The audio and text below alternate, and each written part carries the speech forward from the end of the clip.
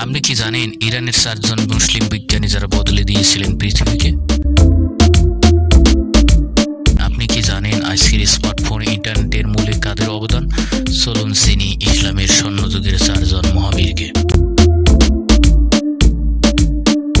1 নম্বরে যিনি আছে আল খাওয়ারিজমি, অ্যালজেব্রা বীজগণিতিক জনক, যার অ্যালগরিদম ছাড়া আজকের কম্পিউটার প্রোগ্রামিং অসম্ভব ছিল।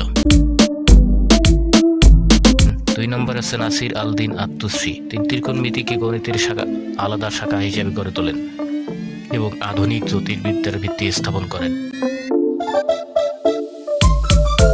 3 নম্বরে হচ্ছে ওমর খৈয়াম, তিনি শুধু রুবাইয়াত ও কবিতার জন্য বিখ্যাত নন, জটিল ত্রিঘাত সমীকরণ সমাধানের মাস্টার ছিলেন তিনি। 4 নম্বরে ইবনে সিনা, আধুনিক চিকিৎসা বিজ্ঞানের রাজপুত্র, তার লেখা বই প্রায় 600 বছর ধরে ইউরোপে চিকিৎসার প্রধান উৎস ছিল।